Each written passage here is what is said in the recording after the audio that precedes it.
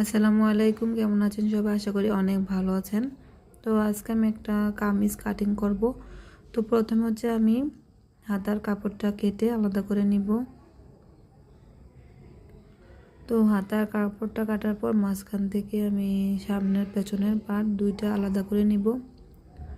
তো 3 পিসের কাপড়গুলোতে পাট পাট দেওয়া থাকে, তো দাগ অনুযায়ী কেটে আলাদা করে নিলেই হয়, তাহলে সুন্দর করে 3 পিসটা সেলাই করা যায়। তো এখানে আমি দুইটা পার্ট একসাথে করে নিয়েছি। কাঁধের মাপ নিয়ে নিব, আরমোলের মাপ নিয়ে নিব, নিয়ে ভালো করে একটু শেপ দিয়ে দিব। তো এটা আমি 42 ইঞ্চি বডির জন্য মাপ দিয়ে নিচ্ছি। এটা আমার কাস্টমার আপুর।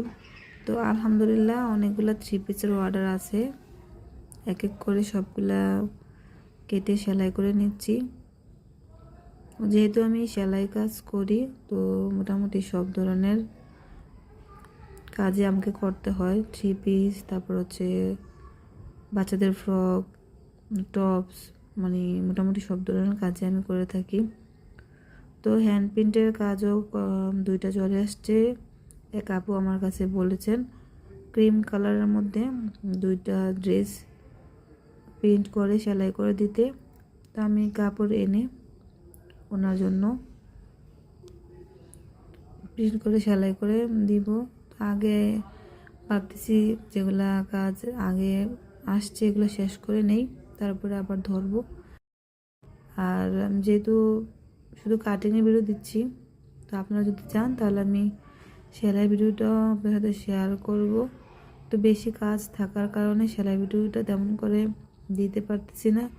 তারপরে আপনারা যদি চান, মানে পছন্দ করেন আমার কাজ, তাহলে আমি অবশ্যই যতই সমস্যা থাকুক কেন এর মাঝখান দিয়ে আমি আপনাদেরকে সেলাইটাও দেখানোর চেষ্টা করব। তা আপনারা যদি আমাকে একটু সাপোর্ট করেন তাহলে দেখা যাচ্ছে যে আমার কাজের আরও আগ্রহ বেড়ে যাবে, এটাই। তো আপনারা আশা করি আমার কথাগুলো বুঝতে পারছেন।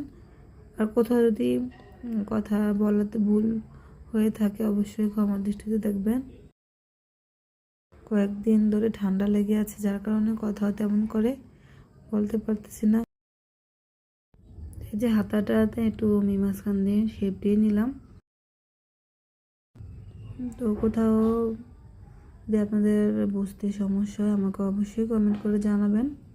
আমি চাইবো আপনাদেরকে একদম সহজভাবে বুঝিয়ে দিতে, যাতে করে আপনারা আমার ভিডিও দেখে কিছু একটা শিখতে পারেন। সব ভালো থাকবেন। আল্লাহ হাফিজ। আসসালামু আলাইকুম।